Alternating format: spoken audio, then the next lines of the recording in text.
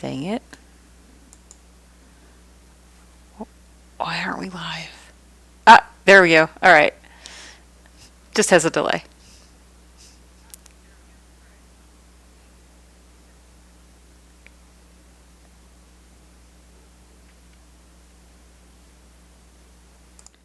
Okay, give me 1 second.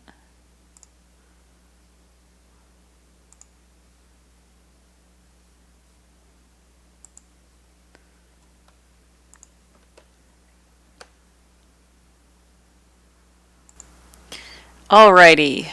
I think we're good. Think we're live. Think we're happy. Let's do this thing. Hi, everyone who's tuning in, if there is anyone tuning in, and if not, well, hi.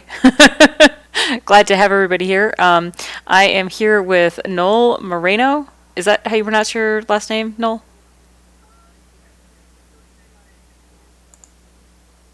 Noel. Okay, Noel. Sorry, you spell it that way on the Discord, and I just never think about it, to be honest. All right. So today's stream is covering DM tips and tricks, and as well as what players can do to make the game easier for the DM. And then I'm going to give a preview of updated dynamic lighting. So, Noel, I gave you DM permissions in my game here. This is a free user game though, so it does not have the API scripts, but I can definitely show things on the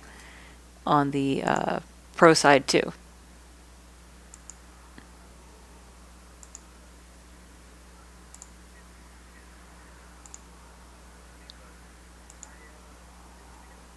Okay.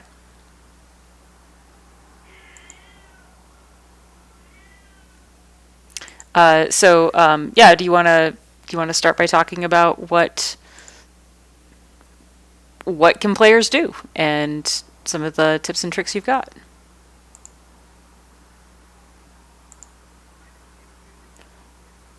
You are coming in loud and clear. Yes, you are coming in. Yeah.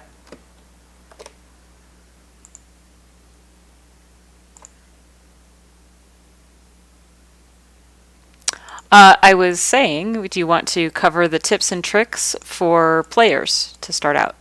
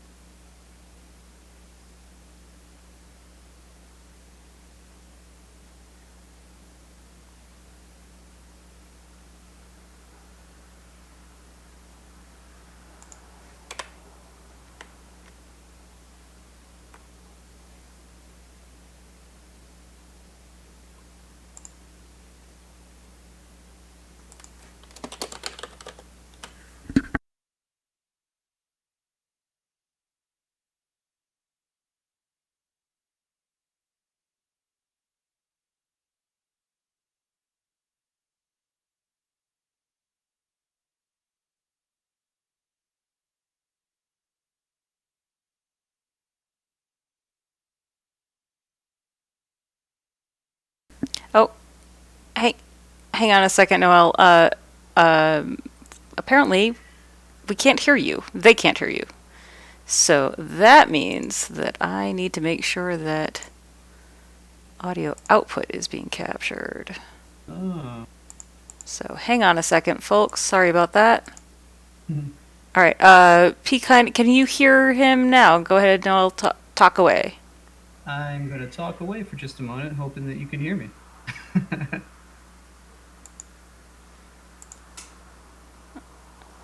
All right. Yes. Okay. Yes, we can hear you. Great. Sorry. Sorry about that. Noel, why don't you start over? No problem. Um, there were just some things that I think that players can do to assist a DM in getting a game started that I feel like I wish I had known a lot sooner. And I think even a lot of DMs don't know that the players are able to do these things. They kind of get used to doing this themselves. But it saved me a lot of time recognizing that because when I started, I was it was like an hour or even more just to get a game started because I didn't know the interface and I was just starting online, and it was a lot of figuring things out in the moment, you know. Um, but I think I spent the most time with like personal tokens. When somebody had a token that they wanted to use for their character, they would send it to me personally. I'd have to download the image. I'd have to import it to the tabletop and then resize it and reference it to a particular character and so forth. But it would have been so much easier if I had just known that in the game settings you can set tokens to be all I'd really have to do is set up game tokens that when you drag them off of the journal onto the tabletop, you can have them preset with max HP and such on the blue field if that's what you want, I'm sorry, the green field is what I use. You could have the character's name displayed for other places and things like that. You can have all those set, and a player can go into their own edit window on the character sheet and just drop the token right into the avatar field for that the avatar image for that character, and then just drop it onto the tabletop themselves, and it would be all set. And if I had just known that simple thing a lot sooner, it would have made my life a lot easier from the start. So how do you recommend that players set that up? Well, I mean, of course, the DM needs to create a blank sheet for the characters unless they have some other means of importing. And if the players have their characters in Roll20, that's absolutely the best. I always have my own. I have my own. I don't actually know what to call it, but I just call it my characters game, where I just it's just a place for me to build my characters and import images, customize my tokens, Yeah, just mine's and called filler games. filler games. Yeah, Okay. and it's just a game that I have. This is in a different on a different account, but it's just where I make characters. So it's all my altitis. There you Um, go. Oh, I am so familiar with that. Yep.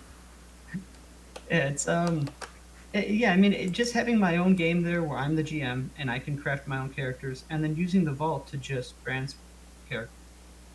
That alone, I mean, I'm sure it takes a load off the back, but as a DM, and especially in the kind of community format that we have with our, where players can just sign up, you generally see a lot of new players as a DM fairly frequently. So you you're going to deal with this importing and adding, and particularly with players that don't know the UI, uh, they need help. But there could be a couple of them, and you're still prepping the game, and these things come up. So I feel like being aware of these shortcuts or being aware of what the players can do themselves to save you time will be a big. So, so when we're talking a little bit, I'm kind of giving a little visual here on the stream. When we're talking about set up your own character in advance, so this is a game that I've created that I'm the GM, and because I'm the GM, I can set up my character sheet. I can make my own token. I can set the token to have the correct lighting, and I can have it, use these bars for its hit points and AC and such, right? Right. Um, Absolutely.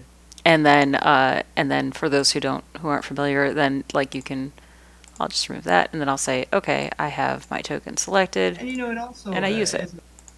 I'm sorry, I didn't mean to. No, it's okay. Um, and then if you've done that, that's when you can use the character vault to import and export it into other games. Go on, Noel. chime in and say that it's a great place for you to kind of it's a great kind of sandbox for you as a player to be able to tinker around with the UI and understand what the DM can or can't do, or what you can or can't do as a player. And you just tinker around with it a little bit, and you really get a feel for the UI, and uh, you don't have to lean quite so much on a DM who's already kind of pressed, you know. Mm-hmm.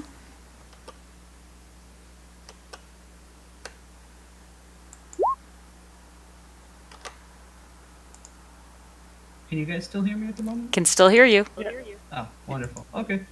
That was actually one of the first things when I started playing on Roll20 that I was like frustrated about, because I didn't know about the vault, and I'm like, wait, I need a place to create character sheets, Yeah. and transfer them around, because I make way too many characters all the time, and so I wanted to have a place, and so that was really one of the first things that I did, was like to set up the vault and have a place to play. And Yep. it took me a while to like kind of get the feel of how Roll20 worked, though. There was something about it that at first I didn't find super intuitive, coming from like coming from like a graphics arts background. I was just like, I was like, wait, and like now that it's clicked, it's every time I'm DMing a game. I've only done a couple so far, but I'm learning more about how to optimize it, because I just kind of I like to jump in and then I just start doing, and it's not like I did a whole lot of training beforehand, and like I kind of learn as I go. So yeah, it's been kind of neat to kind of figure out all the little tricks to do, Yeah, and as I'm learning. there's certainly a learning curve, and that's not a jab at Roll20 so much as I think at virtual tabletops in general, that there's a learning curve coming from just a real world tabletop situation environment, and then coming in virtually. Of course, there's a learning curve, particularly for those who are not technically inclined. But I've found that now that I've gotten accustomed to the UI, and I've learned, and there's likely a million more tricks that I just don't know. But as I've kind of developed these, and as I've held on to tricks here and there, and learned these things, it's it's so much more efficient, I find, and I can spend more time with the players and in the story and in the game, and just running the game rather than shuffling through books and Yeah. and notes and trying to construct a map, on the table. There's so much time that I actually save now that I've actually gotten past that learning curve. Right. And I love it. And I've run a couple games. I don't run quite so many games as I used to in real IRL, but every time I do lately, I've just grabbed a big screen TV, and it's been a lot of fun that way. And I found it, especially with the dynamic lighting. There's so much. I don't know. I feel like you can really better understand what your character can see, rather than having the map there and trying to pretend like you don't see the rest of the stuff. You know. Yeah. Anyway, I'm a fan of it. But I'm rambling. I'm gonna make something a little bit easier for streamers, for people watching the stream. Something that is a little tip that I have. If you are a streamer and you flip back and forth between the GM view and the player view a lot, you can put something on the GM info overlay that says it's the GM view. So, for example, I've been flipping back and forth between what the player sees over here and what the GM can see. And you can see some really subtle differences, mainly the bars that on the tokens, for example, and then I just added the little message here that this is the GM view, so that if you're, so when I flip back and forth, you'll notice those differences. See, there's a trick. I never used text on the GM layer, and that's a really neat trick. Okay, I got another really good one for GMs. If you don't mind me sort of taking a little sidetrack here. All right. So I'm sorry I lagged again, but what did you say? I'm sorry. I said I have a really neat little trick that I use as a GM. So, and I'm gonna show this one off. So, say I have these two tokens, and they are currently on the GM layer, right? And say I have, let's drop a few more monsters in there, shall we? Sorry, I have all the monsters, so this might take a second. No problem.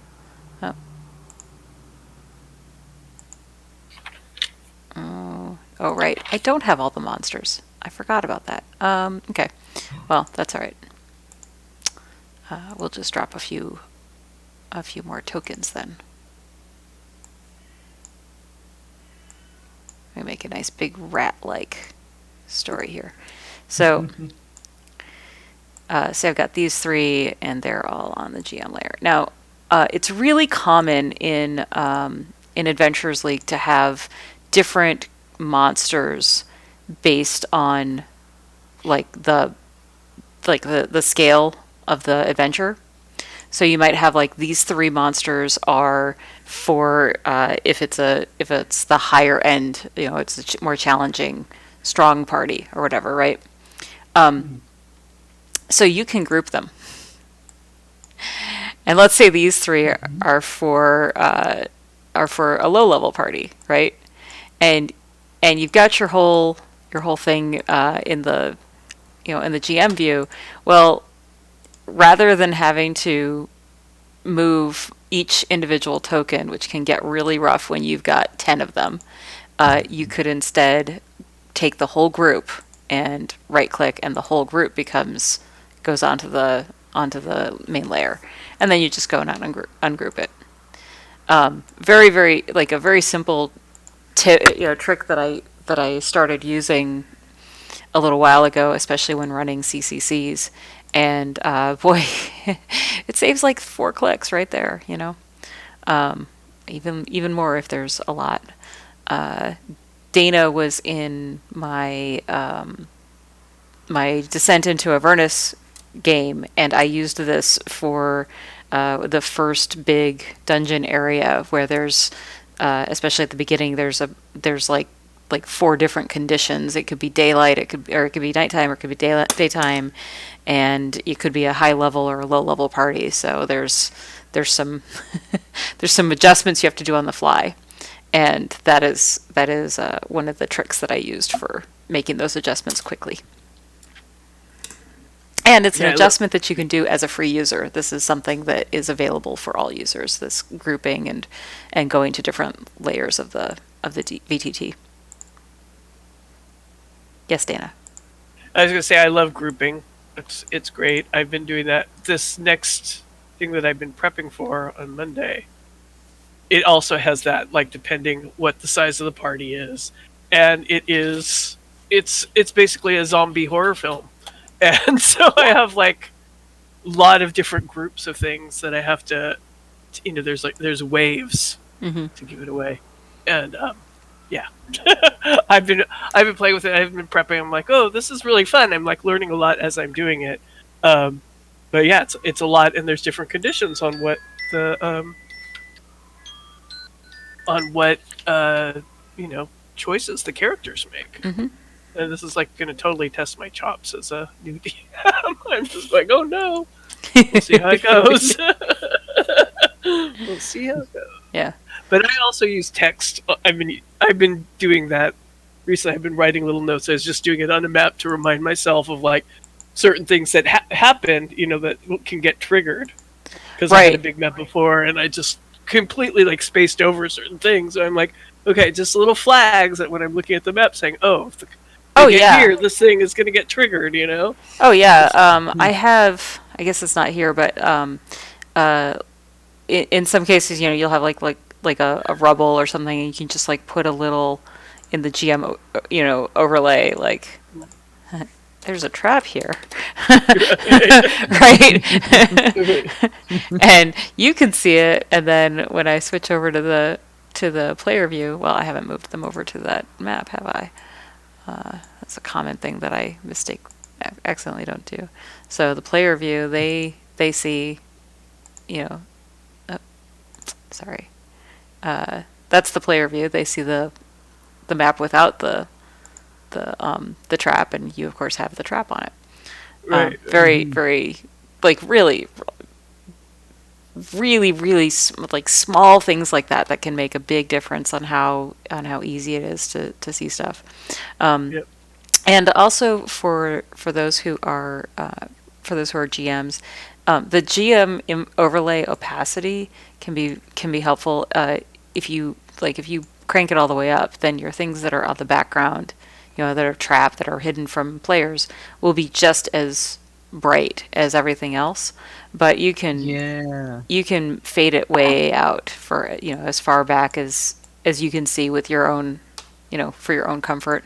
I have that's yeah. I was just going to say that's actually, and it didn't even occur to me, that is a great tip because I haven't even touched that in so long, but just reducing the opacity made a huge difference for me because it's very clear for me then to see what the players can or can't see and what is hidden on a GM layer. Yeah, and I think a lot of times, especially if you use fog of war and dynamic lighting a lot, sometimes the GM layer opacity is a little bit easier to see if you're using dynamic lighting and fog, but if you're not, like this one, I'm not, because this is my free account, so it doesn't have those features even available. It's like, how else would I see this? How else would I know? So, I'll pop us back over to that front page there. By the way, does everybody know why what the preview image, what gets selected for the preview image? For the preview image? On the pages up at the top, you know how like it'll have an image, right? And sometimes it'll have an image of, say, in this case, a rat, and you're like, why is it showing a rat as my preview? Right. Right. So a little tip and trick. The preview image is drawn by the largest image that is on that tabletop. So you see, I just resized it, and it picked a different rat. So I see. Usually, the largest image will be the background map, but not always. So right. I figured that it was just. I figured it was choosing a token because technically the background image is still a token, right? So I figured it was just choosing a token. I just didn't realize how it would discern which image. So the largest, okay. The largest one, yep. So, which like these are little things that little tips and tricks, I guess. All right. So, what else would you like to share with us, Knoel, before we switch over to dynamic lighting and some other stuff? You were going to talk a little bit about flexibility. Yes. So I think that I think a lot of the people, and actually I've had my previous group. We used to. I played D&D for over a couple of decades now, and I played really just with one crew for almost the entirety of that time. And my one friend of mine and I, we convinced them to play some AL games, which lasted a little while up until season 8, and the rest of the group they just stopped and they just wanted to go back to homebrew. But my buddy and I, we still wanted to continue, so that's how I came into this community.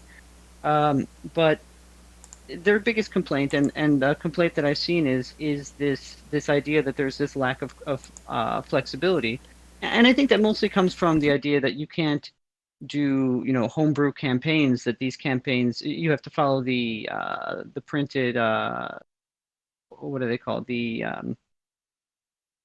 Wizards of the Coast's printed campaigns, or the Adventure League content, right? The published books, yeah.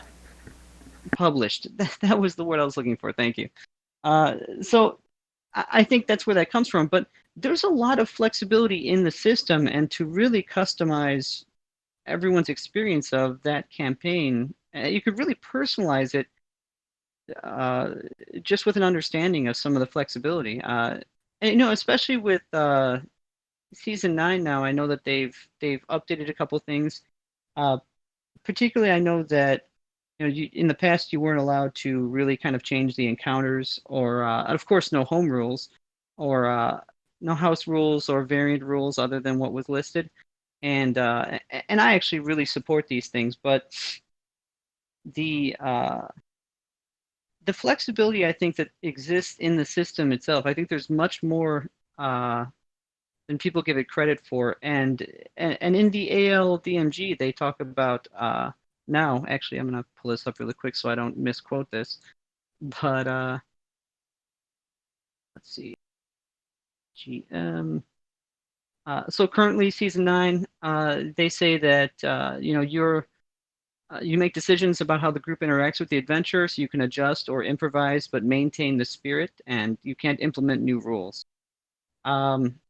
You can kind of gauge the experience level of the players and try to adjust the encounter by adding or removing thematically appropriate monsters.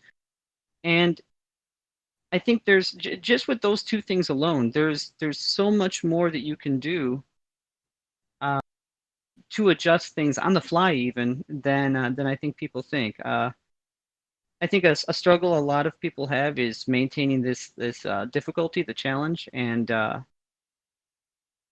especially when players are leveling up every 2 sessions at the most. Really, these campaigns used to run a long time. It would be a long time before you'd see a level up, particularly in tiers 3 and 4.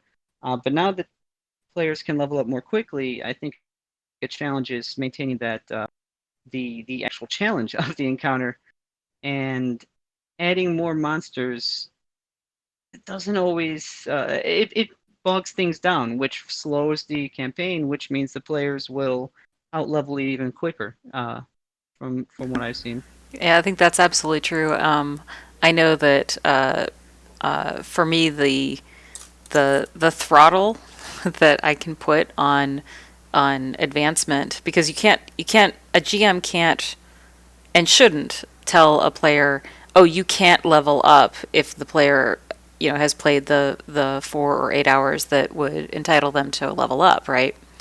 Exactly. Yeah. But what you can do is, especially if it's in a campaign, and I know that Dana's probably seen me do this in the Descent into Avernus game. Our game runs very, very slowly. We've been playing since launch day, and we're still in chapter 1. We're still in the. We're still in that first dungeon, but we are playing by post. Yeah. So every week we by post. we might have what would in a live session amount to maybe 5 or 10 minutes of actual game. Like it's very, very slow, which is fine. But because it's so slow and it's asynchronous, it's hard to say how many hours have you played.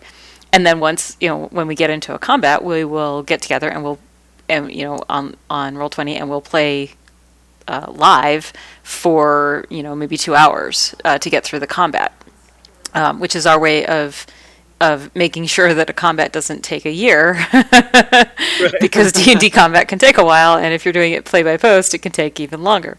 Right. So to throttle advancement as a GM under the season 9 rules, I throttle it using gold. So there's a gold piece cap on how much gold you can find, and I basically say, okay, if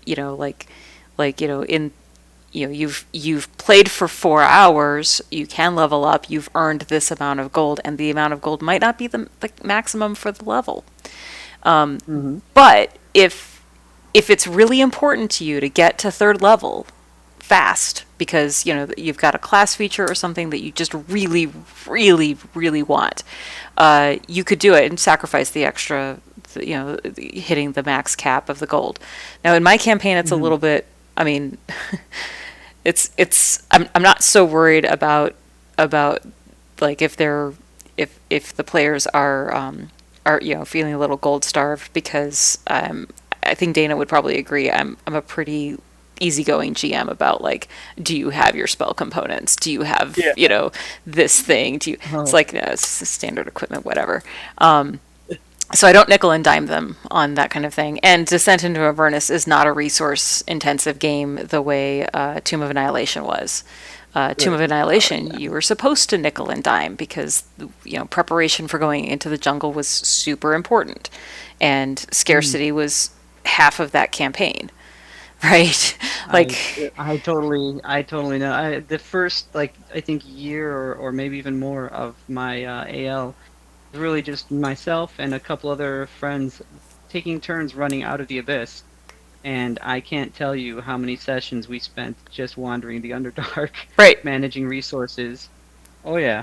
right, and and that's great if that's the game you want to play, and if the GM is interested in running that game. But I have played games where, in campaigns where I had a binder that had at least 20 pages dedicated to how many of which spell components did I have. Wow. When you're playing a wizard who is 12th or 13th level, that gets ridiculous. Yeah. It absolutely would, yeah. So there's, I needed a spreadsheet. It was kind of crazy. So things like that where it's like, okay, like inventory management is not the game I'm interested in playing. If I were, I would be playing a different game. I totally agree, and I think it also, particularly with AL, where it's a public format, and especially when you're in communities like ours where we have public signups, you could see new characters every week, Yep. and those characters will show up with full resources, and so it's kind of unfair to play the resource game long term when the new characters are coming in every week fully rejuvenated. Yeah. Yeah. And so it's a very different kind of game. I agree, and honestly, I prefer it. My old GM was very honestly. I don't think I'd ever hit above level 12 or 14 in the 20 so years of D&D I ever played, up until I joined AL. Yeah. I only got level 20 characters. I have Really... never leveled all the way up to 20th level, and I have been playing for 40 years. Oh, no kidding. Oh my goodness. Yeah. Wow. But I mean, obviously not consistently and not in the same campaign for 40 years. Right. So. Mm-hmm. So Michael over in the chat had a question for us about using voice and video in Roll20 or using Discord or something else like Skype, I assume, or even Zoom. And I think Michael's specific question has to do with how do we not overload the Roll20 servers? Which is a great question. But let's talk a little bit about the video and voice chat in Roll20 and in general. Knoel, what do you use when you're running a game for video and or voice? So the games that I generally run, that I have been running, have been online using Discord. That's just kind of the going standard for the community that I've joined and that I'm in. I like it better than Skype because I did run with Skype with my past friends, and it's a lot more resource heavy, but I think it's more intended for video than just audio. Mm-hmm. Maybe I'm wrong. I don't know how these apps have updated in the last couple of years, but Discord feels a little bit less taxing on my computer and allows me to run. I haven't really run in Roll20 voice and video. I kind of imagine it would be even more resource friendly for my computer, since I'm just on one application instead of having two of them active. Okay. But that makes sense to me. But it's actually a fair point. Is how does it translate as far as the multiple players across across different countries and and how taxing is it on the server that's running this particular game that I'm running? I don't actually know the answers to these, so I'd be interested to know. Dana, what do you use for when you're running games? Oh, I mean, same thing. Just Roll20 and Discord. Mm-hmm. But I don't use any video. I have yet to play with video either. So okay. For my part, obviously I use Discord because we're on Discord right now while we're doing this stream. But I have also used Roll20. they have their strengths and weaknesses. Roll20 servers for video and voice, they can get bogged down. There's no doubt. And let's see. And I think that so the way that here's the thing. Discord's main thing that they do is chat and video and voice, or not video, but Right. chat and voice chat. So they're going to do it really well. And Roll20's main thing that they do is provide a virtual tabletop, and the video and voice is something that they do, but not necessarily as well as a dedicated service. When you get more than a fairly small party, like 5 or 6 players and a GM, when you get more than that, it gets really ungainly, and it's better to go to something else. So for my part, I use Discord quite a bit. But just this weekend on Saturday, I ran a little game of Jinkies for friends of mine from high school and my sister, who is also, I guess, technically a friend of mine from high school, since I did know her in high school. And and we used the built-in video and voice and had very few problems. One of the most common problems that people will have is the video or voice will drop in the middle of the session, especially when someone like reloads their tabletop. And my tip for that is right-click on their name and click reconnect all, and then all of the video and voice connections will try to reconnect. And yes, Michael, I am trying very carefully to not say that out loud, since we are talking about my employer. But you know, we are very much aware of the limitations that happen with the video and voice. As far as not overloading our servers with video and voice, I can say that last week, we had phenomenal growth, as you can imagine. Unfortunately, I mean, I love growth. I wish it were for every other reason in the world. Unfortunately, Yeah. but as a result, capacity has become a major initiative this week in particular, and I'm sure if you're looking at Roll20 right now, you'll see that we have site maintenance scheduled for midnight tonight, even to help boost some of our capacity and streamline some things. So, you know, Okay. there's a lot of things going on at all levels to meet those needs as we get more and more users in a very short period of time.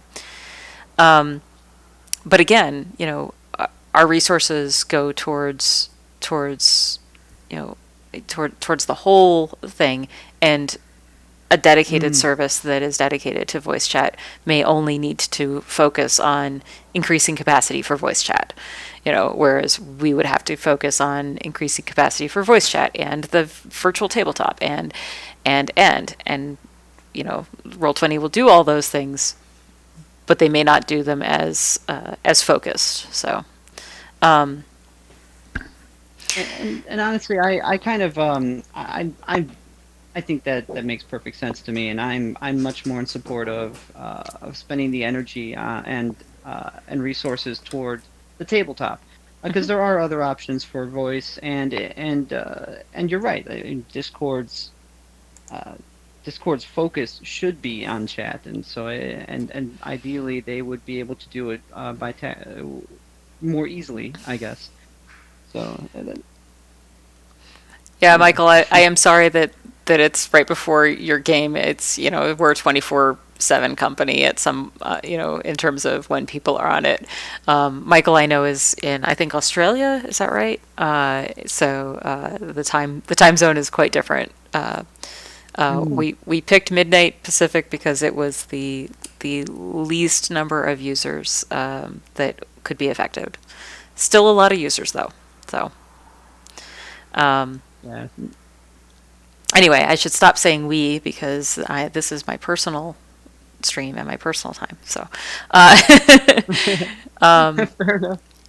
Yes, it is. It is You know, easy for actually, new players if they just have a single link. I think Roll Already. That's the group that Noel and Dana and I are in.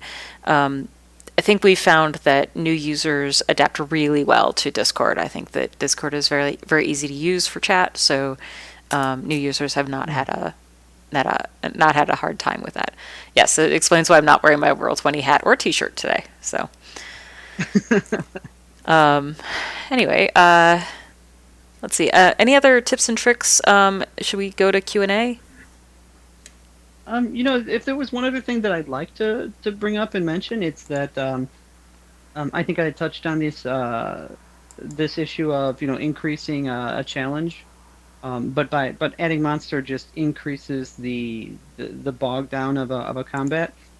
Um, and I think that this really comes up when you have a full or even larger party, and particularly now that AL has kind of lifted the restrictions on party size. They still advise to stay within, but it's possible to have a larger party, which means they can take on more. But if you just throw more on the table, it just gets so slowed and bogged down. Um, I've found that tweaking numbers here and there where allowed is much easier. And I know I think there are a lot of DMs that say to give more HP, but I feel like that still kind of bogs things down. Where I think that involving the environment, for example, there's a dragon encounter in a particular adventure. Maybe it's an adult or an ancient red dragon. If you read in the description of or what is it, the regional effects of a dragon, there are portals that may open to the plane of fire here and there, and so why not just have a portal open nearby and have fire or fire environmental issues, or hell, the dragon's lair is in the plane of fire, and now that's a whole nother thing that you could just add to the encounter to increase the challenge without adding more monsters, and it makes it really interesting. But also, and really just if you just take the same abilities a monster has and just up the damage, it increases the challenge, but it doesn't slow the game itself. And I mean, I think that's just if you have a party that's out leveling your monsters, just upping the damage output alone. It's a very easy, simple thing to do. It's within the AL rulings because it says you can tweak and adjust, but you can't change rules.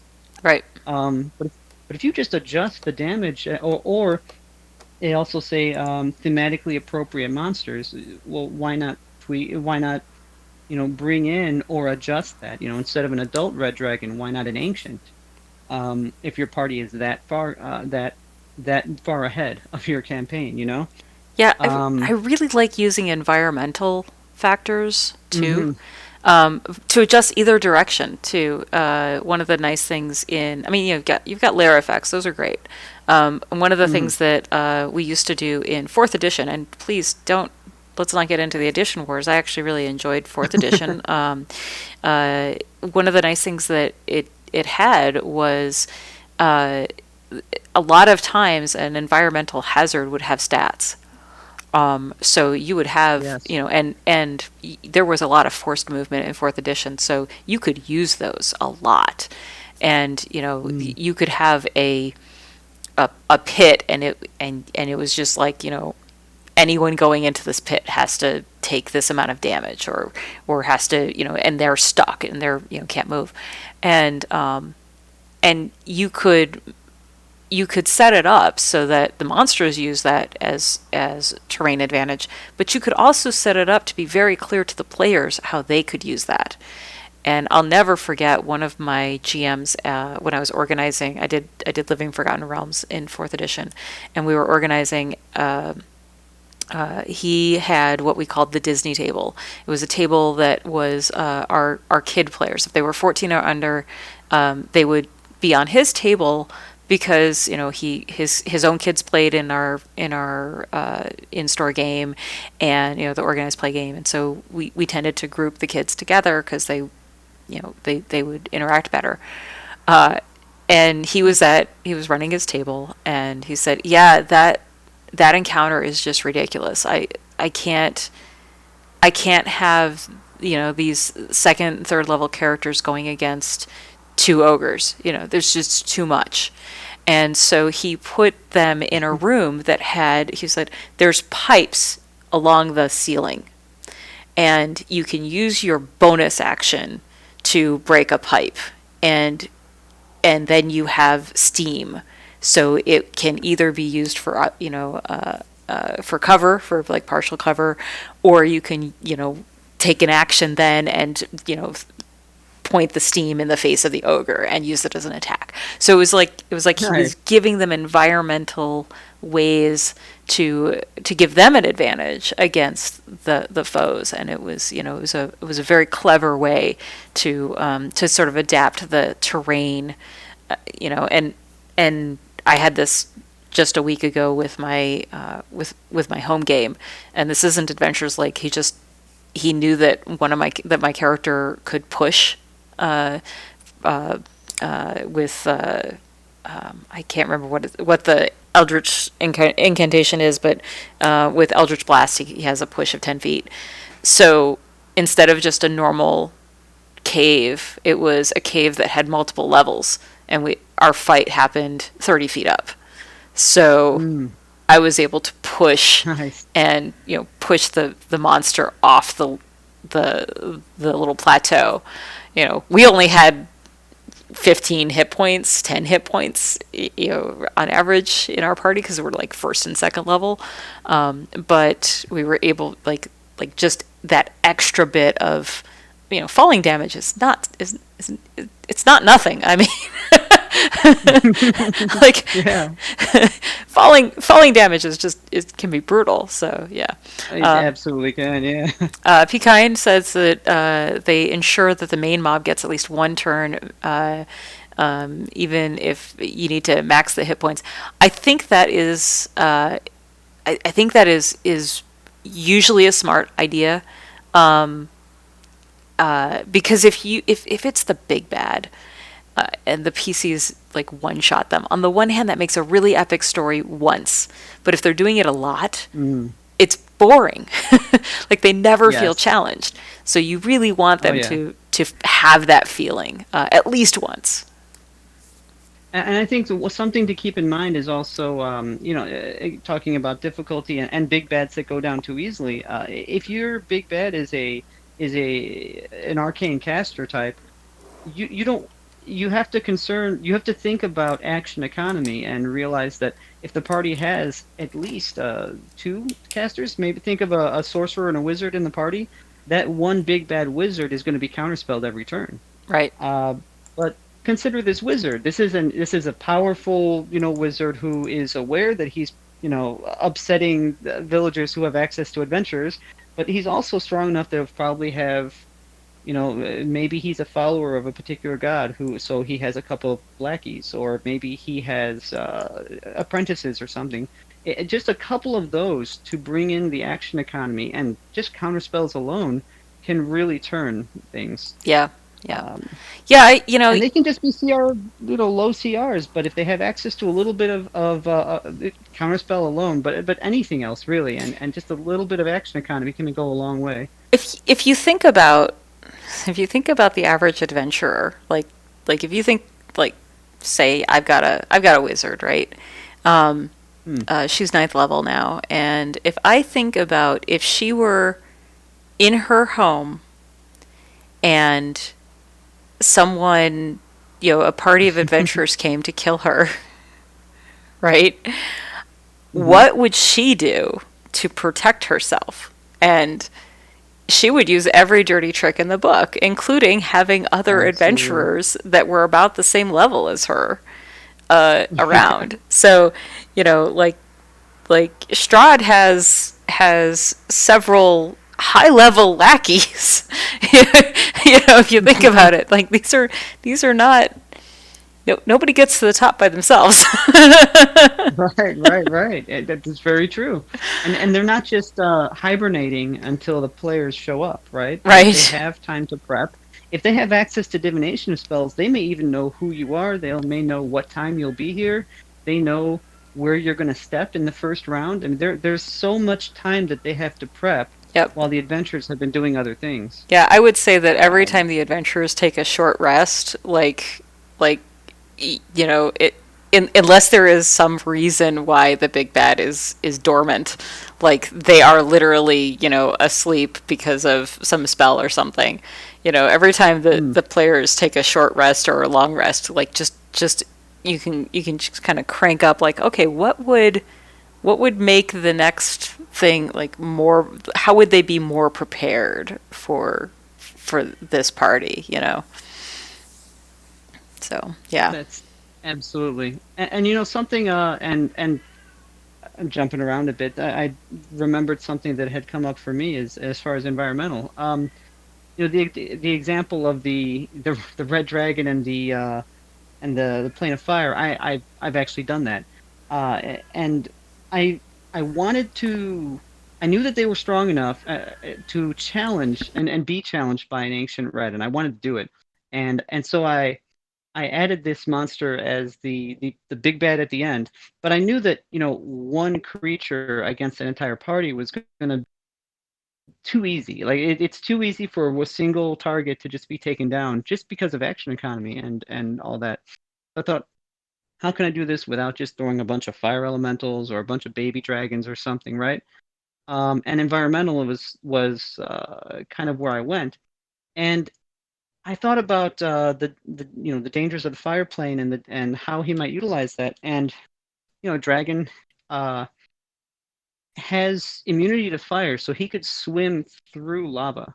So what if his lair was, you know, an active volcano in the plane of fire, and in the lair it's really just like a crust of cooled lava that the players can stand on, but it's really just a crust on top of a lake or of just lava that he could swim through, and he could appear from somewhere and grapple and or fight and then just disappear back beneath the depths. Yeah. And it was such a fun encounter because at one point there was a player that there was a fighter um with oh, what is it called, where an opportunity attack drops the speed to 0. Oh yeah, yeah. Sentinel. He had Sentinel, yeah. the Sentinel feat, and it was just it was so funny, and we just couldn't. I'm like, I couldn't even sit here and explain how a medium-sized fighter could, with one attack, drop this an enormous dragon speed to 0.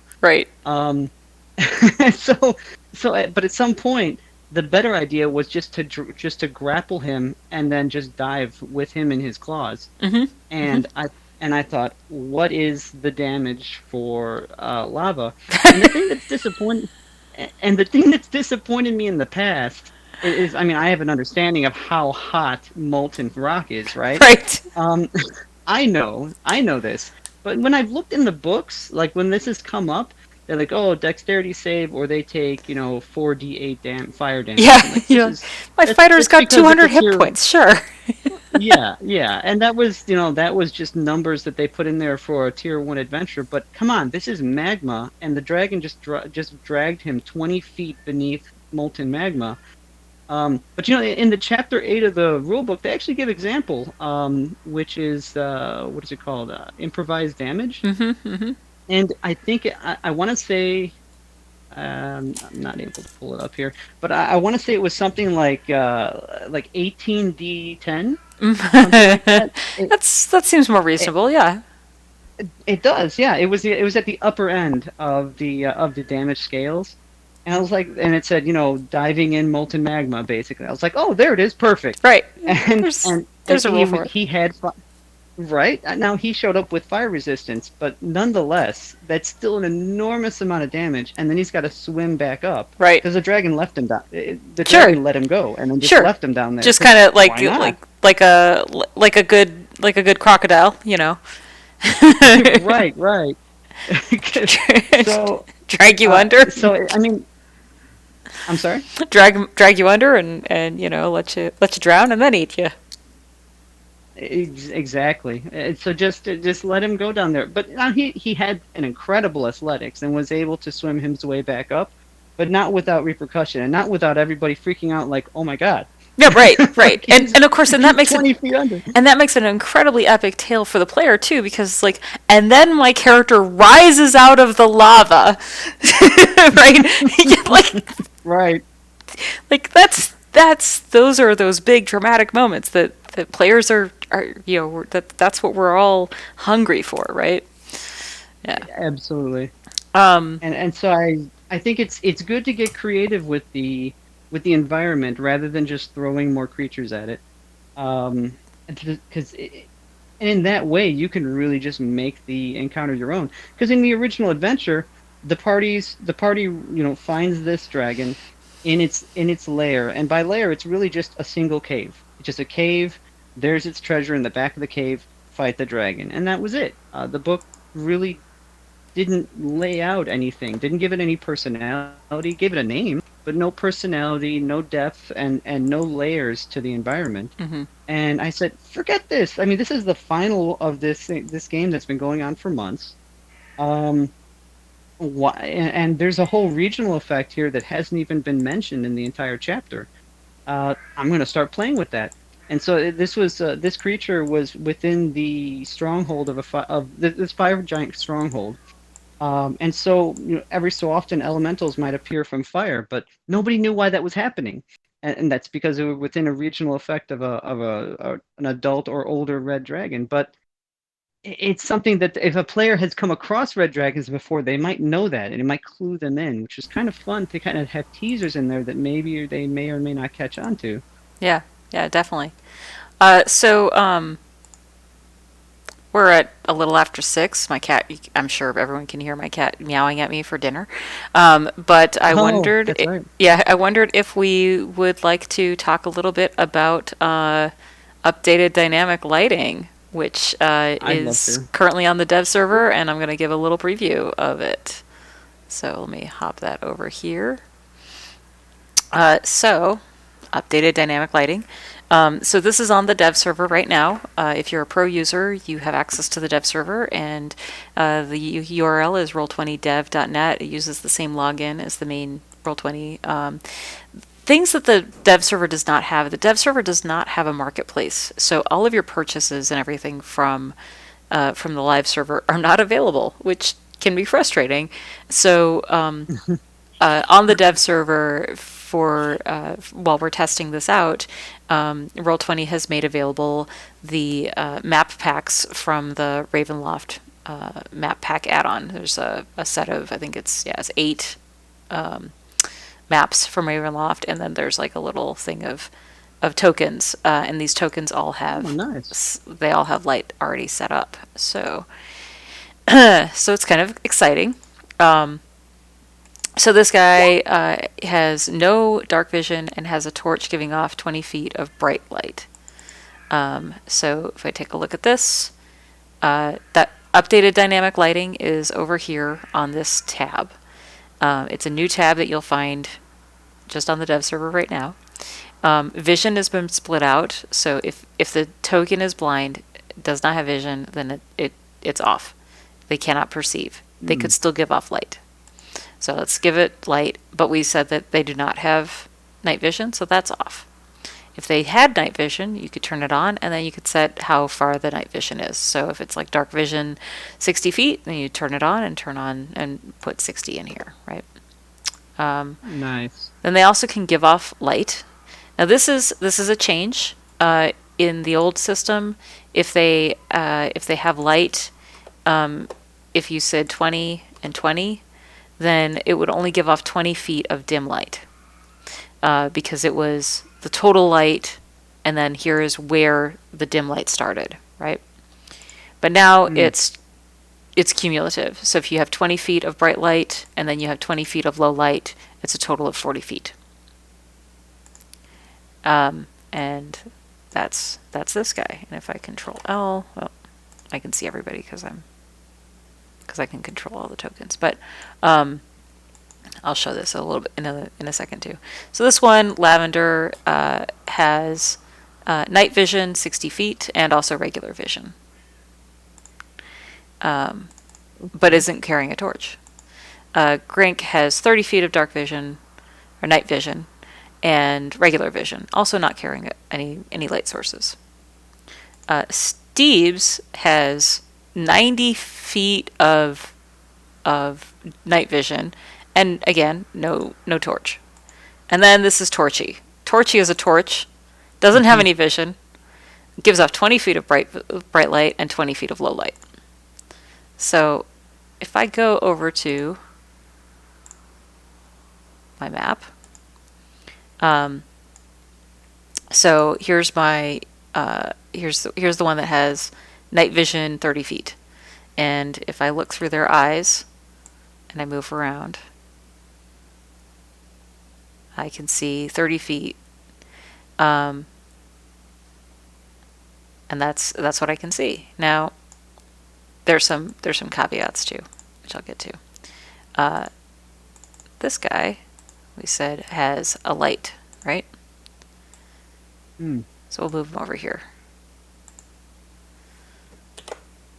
Now, if I'm at the edge of a light source and I have dark vision, the light source, because of the way the light fades at the edge, there's going to be this weird little thing. This is a known issue. We're working on it. Don't worry, we'll fix it. But it's just kind of one of those weird little, like, oh, that's kind of odd. So you've got your vision continuing on, but you've also if you have vision, that's something that that's something that would only be visible to the token that's highlighted, right? Yeah. So like this token has night vision, and yeah, exactly. So like this token who has who has the light source, and I'm going to reset my fog. There we go. Who has the light source? I have Explorer mode on, so which is like Advanced Fog of War. They do not have that, right? Because they don't have night vision, so they're not going to have that weird little effect. Right. This map also has Explorer mode turned on. So again, you can see the page settings. You can see we kind of redesigned things, made it a little bit nicer. So we have dynamic lighting on, and we have Explorer mode on. And we do not have daylight mode on, because then we would see everything in terms of having lights on. I can turn the darkness opacity up too. It makes it a little bit easier to see things. So Explorer mode is like Advanced Fog of War. And for those of you who don't know, Advanced Fog of War is when you move your token around, any place you've been, you can still see, although you can't see the tokens that were there, that are there. And it's kind of grayed out. You see how the color is sort of desaturated until you come back. This is another thing that we're kind of working on, is what's the best way to show that that difference. But it is, it's this is why it's on the dev server. It's a work in progress. Personally, I think it looks really cool. I think that the UI is so much easier. There's a lot of things that are much improved. And I'm going to hop over. Actually, using my other account. It's kind of interesting because this account is. So this other account that I have, that I was just showing, the DM view before, is a free player. Free players don't normally have access to the dev server, but they can be players if you are a pro user, you can, when you set up a game on the dev server, you can invite a free player to come play in your game. So let's see here. Show the right. Okay, so this is the player view. Wait, hold on. One of these is the player view. Oh, you know what? This player might actually be, yeah. Sorry about that. That player is a GM. Okay. try that again.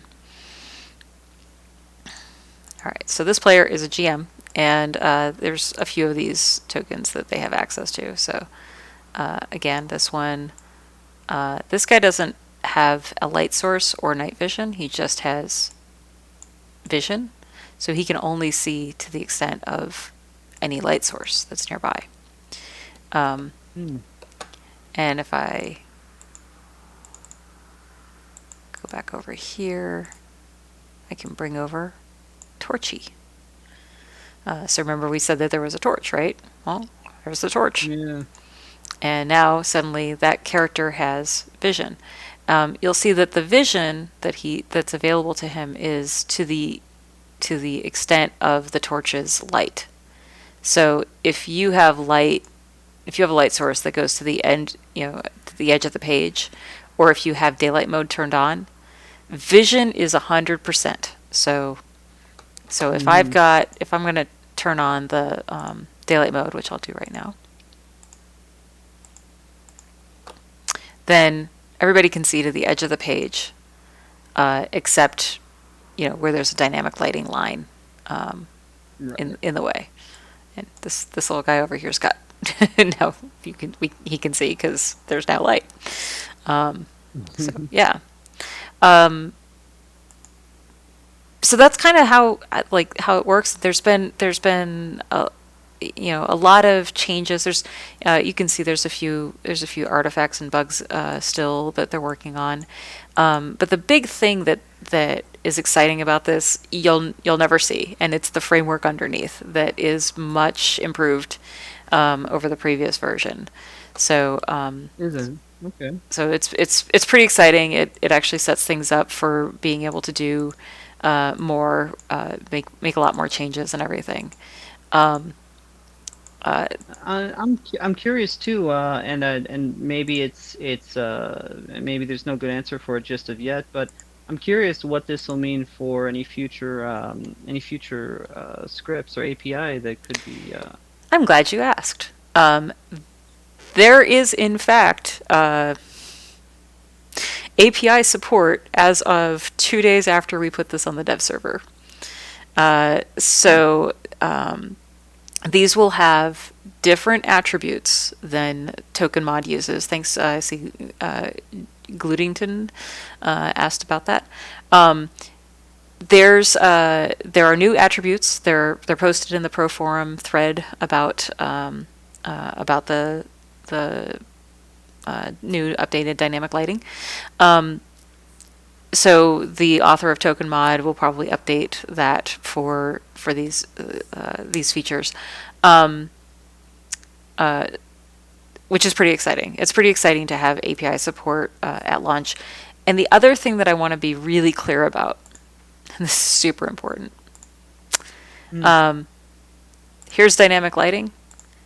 Here's old Fog of War and advanced Fog of War, and these two things will not be enabled at the same time on the same page, right? So if you have advanced Fog of War on and dynamic lighting on, updated dynamic lighting will turn itself off, and vice versa. If you turn this on, the Fog of War and advanced Fog of War will turn themselves off. However, I can have that on this page, and then on another page, on another page, I can enable them for the old system. So you can have these two systems working in parallel, not at the exact same time, page and token settings. So, if I've got this character who's got vision and night vision, they can have sight, but it won't come into play unless this page is using the old, the legacy dynamic lighting. And we did that, and we're going to keep that for a while, even after this goes to the live server, because it's still a work in progress. We know that there's a number of things that are still being worked on, and it's really exciting and everything, and we would love to have it just perfecto and everything. But the reality is that people are going to be in the middle of campaigns or games, and they're going to say, wait, if I switch to updated dynamic lighting, then all of the map that my token or that my players have already revealed, they won't be able to see anymore. And that is true. So we, you know, there's a transition period so that people can, you know, change things and update their maps and so on, and update their tokens. And so it's kind of exciting, and I think that this release strategy is actually really pretty exciting and pretty cool. So Yeah, I'm looking forward to it. and And you know, actually, I think you did address it, but if I may just to ask about it, the the variables for a token that stores its the what is it, the dim light and the bright light that is from the older system. Mhm. Does that those are separate from the new system? Yep. So if you were to take a token from the old system, bring it to the new one, it would have none of the new. It won't have the lighting. new You'd ones, have but to it'll give it still have the new. old ones, and you could set the new Oh, ones still. using the API as well. Gotcha. Yeah. Okay. All right. I just wanted to double check if there was any kind of overlap there, but okay. There's Excellent. no overlap, and that's deliberate, and it's for this same reason, so that you can have your maps be have those systems work in parallel. I will, however, point out that your dynamic lighting lines only need to be set up the one time, so you won't need to go back and redo your dynamic lighting lines. I didn't even think about that. Oh, that's good. Yeah. um, our licensed product team really appreciated that too. Nobody wants to go through and fix maps on 100 modules. Oh, jeez, I imagine not. What about objects on the dynamic lighting layer aside from straight lines like spheres? If you were to make a sphere with the Okay, so like a circle. yeah. Right What did I say? now, I said a sphere, but that's 3D. I'm sorry. right now, circles don't work on the dynamic lighting layer. They won't block. But it is something that we are definitely, like, the development team is definitely working on, because there's a lot of desire for that to be available, and some of our older maps, like this map in particular, when it was created, used circles, and when we made this available on the dev server, we had to go in and fix those because they don't quite work yet. So, but that's okay. I mean, that's why it's in testing. And it's also, and again, until we have full feature parity, the intention is to keep those two systems available at the same time. So it's like, if something is important to you and it doesn't work the way it should, then you could just go back to the legacy system and for that map. It's good to have that to fall back on. Yeah. It really is. I'm so glad.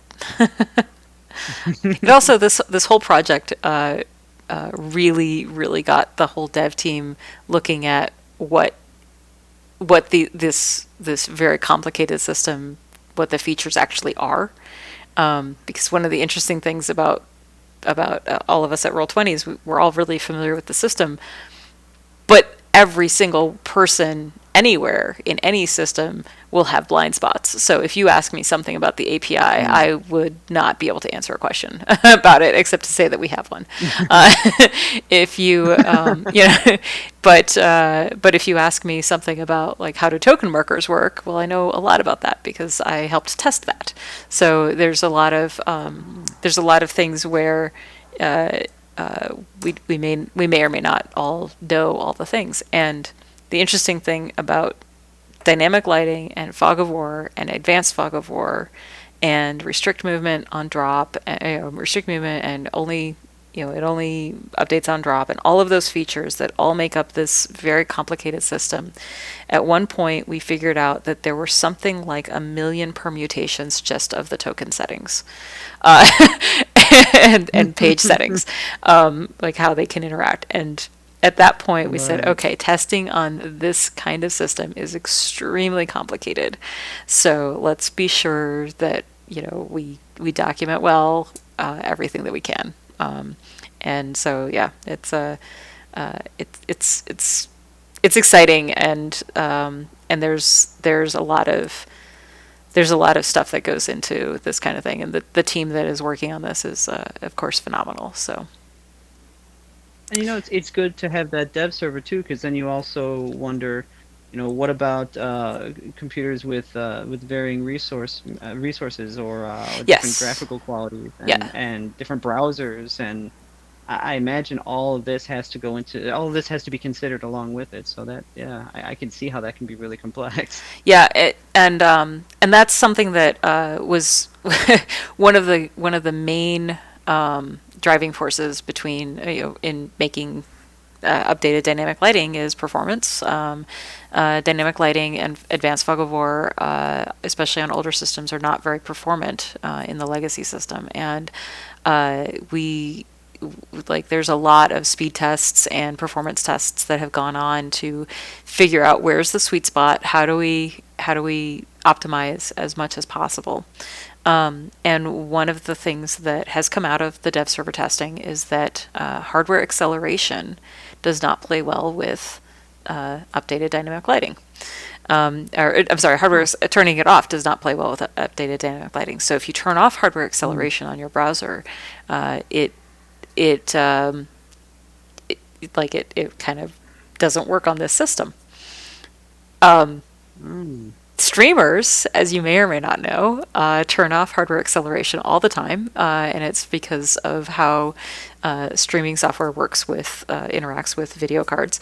So this is something that we knew at launch, but has come up in the comments and the feedback as this is something that is very important to users who are doing this, doing streaming a lot, and it's like, hey, like this is a big customer base, a big user base. That said, I do know that there are plans for helping out with that, and I know that I can't say what they are, but they're exciting, and I'm looking forward to seeing where that goes in the future. Obviously I don't have a problem with streaming, but I'm not a typical Twitch streamer who's like trying to run a game or anything. Like I very carefully set everything up to be able to show this one thing. I'm not trying to run a game on the fly or anything. So. Right. Yeah. Any other questions from the chat, or Dana and Noel? Do you have anything else you wanted to bring up? Oh man. Honestly, I feel like I'm gonna have like 16 more questions about this in about 3 hours. So That's great. I think we should definitely plan to do another one of these in the future. In a week or two, or a couple weeks, because Absolutely. I know that Roll Already has been having a lot of new members come in, and we're very excited about that.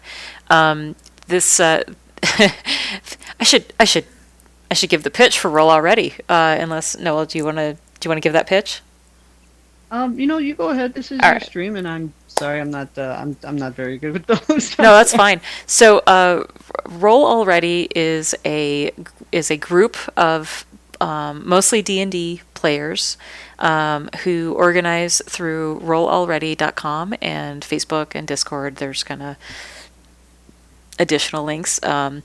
We run games, I think, every week. Dana, would you say almost every day? Dana, are you still on? I don't. She might be muted. Oh, she dropped already. Okay. Yeah. So we run games. We're pretty close to daily. Yeah. Almost every day. And it's primarily Adventurers League. It's primarily D&D. It's primarily on Roll20, but there's no requirement that they be any of those. It's really just a group of people who want to play D&D, play role-playing games, and do so in a friendly and welcoming and newbie-friendly group. So I would say that if there were one defining characteristic of Roll Already, it's that it's very friendly to new players, and there isn't a whole lot of gatekeeping or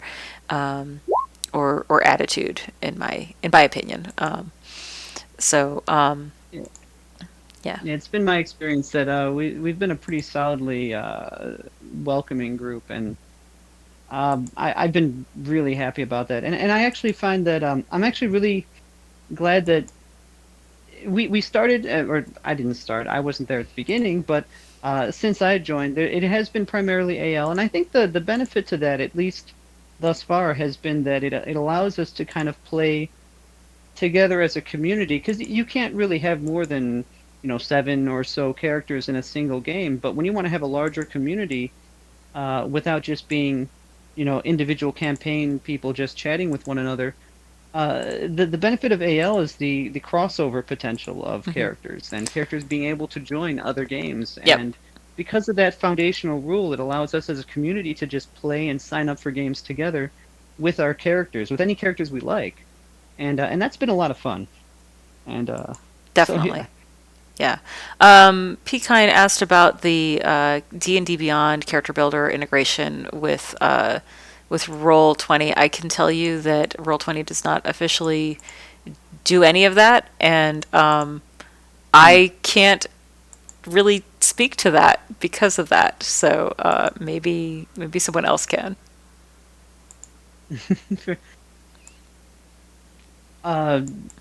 What is do you mean now, or I could just we could address it? Pekine, I would say another time. Hmm? I was just gonna now or another time. Yeah, why don't you give the 30-second D&D Beyond and Roll20 and Roll Already, because I know a lot of people on Roll Already use D&D Beyond. Obviously, I don't. I just use Roll20. So, but yeah. Right. I think I think D&D Beyond is just they have this interface that makes it fairly easy for new players to just build a character quickly, and it also they also allow sharing of content between a DM and players and such. But I know that it's a separate site, it's a separate company. I don't know how licensing works between Wizards of the Coast and Roll20 and D&D Beyond. Forgive me, I'm not well versed in all of it, but I know that they are a separate site. So integration in that way, I think, is just through community and through their whatever. I think there was a script for it, but it hasn't been updated. And honestly, it's been really, really kind of. There was an importer, but it would crash games. I didn't like it. I still don't. But in any case, what was the question though? I'm sorry. How are people using? How are people in Roll Already using D&D Beyond with? With Roll Already using D&D Beyond with Roll20, and I think that's you pretty much hit it. There are some scripts and importers that people are using, and some of them work better than others. This is all I can really say about that. Yeah. And actually, I know there's a more recent one that does allow rolls too. It'll allow you to roll from that site to another tab. I still always prefer to have a character sheet and token. Of course a token, but I always prefer to have a character sheet and still have stats in the Roll20 game, because I can access that. Yep. I can't access someone else's D&D Beyond character, or at least I could see it, but then I can't, manage it in any way. And so it's useful, I think, for people who don't have, again, the kind of the virtual know-how as far as the separate interfaces, because D&D Beyond is a very simple, user-friendly kind of interface for building a character. but you know, I DM more. I used to DM a lot more. I actually play games more often now, but I still build my character in Roll20 anyway because Mm-hmm. it's just nice to work in one interface. But that's just me. I know there are people that like these other Well, various ways of what's comfortable for them, I guess. I mean, like I said, I do it all in Roll20, but that's in part because like Hmm. Character Mancer is so easy, you know, just just Yeah. super fast and easy to use. So, but that's just me. Hmm. Other people not so much. I don't know. Um, Fair enough. I will say that as a GM, my own personal preference is that people have their character sheets filled out in Roll20, even if they're importing it one way or the other. Uh, I don't have a D&D Beyond account. Like I'm like one of the only D&D players I know who just doesn't, but I don't. And so uh, for me, it's like as a GM, I'm like just please have it in the game so that it's easy for me to open Hmm. it up. Because I don't know. Here's another little tip and trick. I don't know if you know this, but if as a GM, if I'm looking at the tabletop or even as a player, if I have control over a token, I can press the Alt key and double click it, and it will automatically open to the character sheet. So, I love that. Oh yeah, yeah, so do I I. use that all the time. Yeah. Uh, so yeah, like like that is super convenient to me. um, Same here, yeah. and I agree. I don't. I, I always prefer to have all that information on the in the journal. Yeah. Yeah. So, well, it's a little after 6:30. The cat's probably going Hmm. to come and eat my feet in a second if I don't go feed him. So, um, thank you all for being here. Thank you, those who were here in the chat and hanging out for your questions. It's fantastic. Noel, thank you so much for co-hosting here. Dana, thanks for hopping in early and asking some great questions and kind of chit-chatting as well. Um, this has been our DMing workshop. Thanks for being here. And again, if you aren't a member of Roll already, please go and check out the site. We do a lot of charity drives. We do Extra Life. We do a whole bunch of fundraisers for children's hospitals and things throughout the year. So it's kind of it's a great community. It gives back, and I very much enjoy everything that we've done and continue to do. So. Thanks a bunch. See you Yeah, all. See you all thank you for later. hosting this. Thanks. See ya.